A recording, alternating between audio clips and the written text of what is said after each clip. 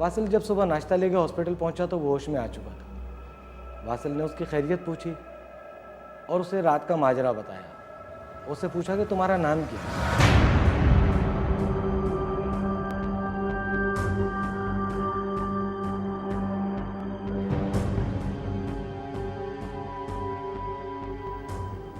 आप कौन हो? मैं कहाँ पर हूँ? रिलैक्स हो जाओ।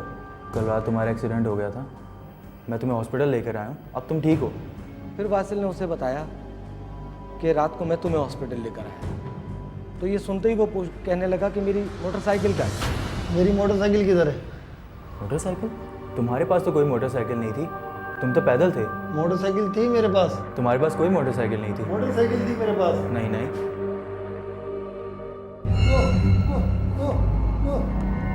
रिलैक्स हो जाओ, रिलैक्स। इसी दौरान नर्स कमरे में दाखिल हुई और वो नर्स को देख के एकदम चीखने लगा। नर्स घबरा के कमरे से बाहर चली गई और नवाज खौफ के मारे बेहोश हो गया। वासिल संभालता रहा मगर कुछ समझ में नहीं आया। फिर उसके सामान में कोई ऐसी चीज़ नहीं निकली थी, उसके पास उसका NIC भी नहीं था। हाँ, अलबत्ता एक मोबाइल निकला था जिस पे वासिल ने 2-3 नंबरों पे फ़ोन किए तो एक नंबर उसके भाई का।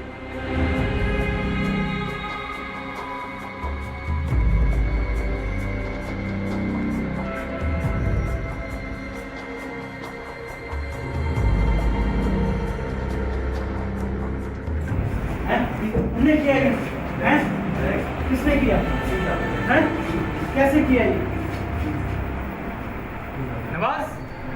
भाई प्लीज लड़े मत, ये तो मुझे हॉस्पिटल लेकर आए थे। जब नवाज के भाई को इस बात का इल्म हुआ कि डॉक्टर वासिल ही वो शख्स हैं जिन्होंने इसके भाई की मदद की थी और इसे हॉस्पिटल पहुंचाया था, तो उसने अपने रवैये पे सॉरी किया और फिर डॉक्टर वासिल ने उनका नंबर लिया और अपना नंबर उनको देते हुए कहा कि अगर किसी भी किस्म की हेल्प की ज़रूरत हो तो मुझे फ़ोन ज़रूर करना। चंद दिन के बाद डॉक्टर वासिल उसको देखने के लिए उसके घर पहुंचे। दरवाजे पर ही पहुंचे थे कि घर में से लोबान की खुशबू आनी शुरू हो गई। दरवाज़ा खटखटाया तो नवाज के भाई ने दरवाज़ा खोला।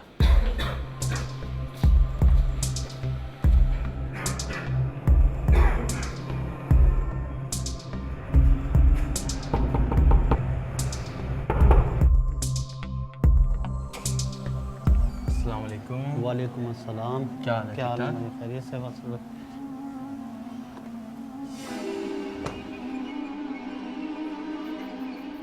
जब डॉक्टर वासिल अंदर पहुंचे तो कमरे में एक अजीब माहौल था।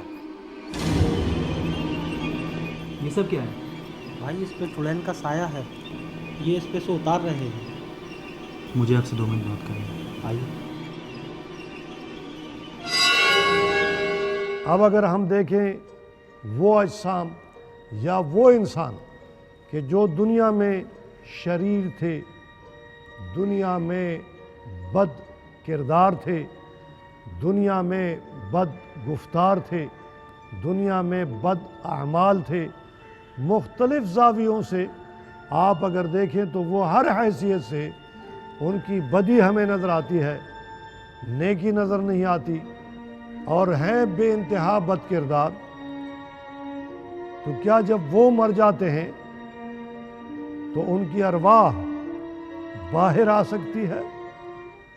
क्या उनकी अरवाह भी शुहदा की तरह ज़मीन में सैरो सियाहत करना, ज़मीन में चलना फिरना या कहीं किसी को नुकसान पहुंचाना या किसी के साथ मुलाकात करके उन्हें मुशावरत देना, ये तमाम चीज़ें क्या उनसे अमलन सादिर हो सकती हैं?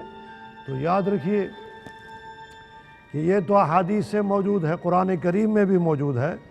अल्लाह ताला इरशाद फरमाता है कि फ़िरऔन और फ़िरऔन वालों पर मैं सुबह शाम अज़ाब नाजिल करता हूँ,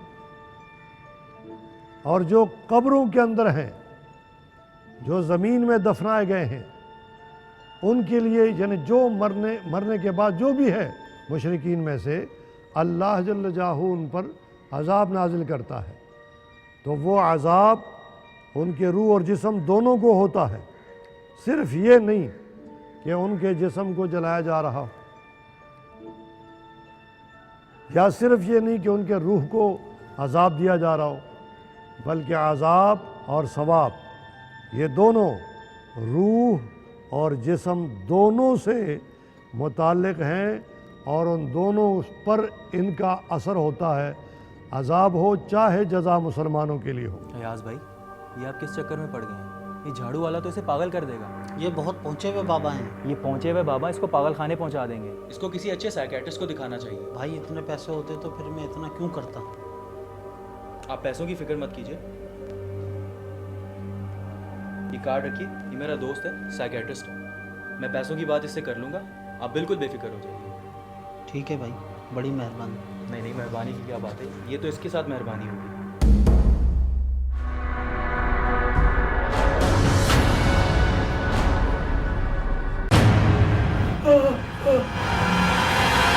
वासिल ने नवाज के भाई को एतमाद में लिया और अपने एक दोस्त जो साइकेट्रिस्ट थे उनका एड्रेस दिया और उससे कहा कि उनसे रुजू करो। नवाज का भाई उसको साइकेट्रिस्ट के पास ले गया और थोड़े अरसे उनसे इलाज चलता रहा।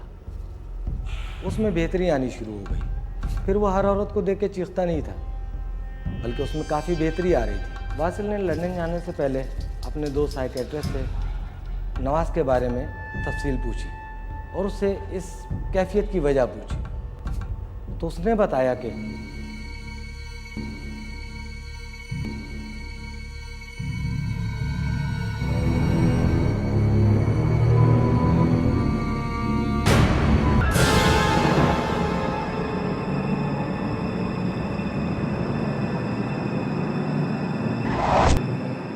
उसका उस चुड़ैल या बदरू को देखना और उसके फ़ौरन बाद एक्सीडेंट हो जाना और फिर स्कूटर का गुम हो जाना, ये 3 बड़े और खौफनाक वाक़यात ऐसे थे कि जिसकी वजह से उस मेमोरी से वो नहीं निकल पा रहा था। डॉक्टर वासिल के साथ पेश आने वाला ये वाक़या हम तक उनके दोस्त सुल्तान अहमद के ज़रिए पहुंचा।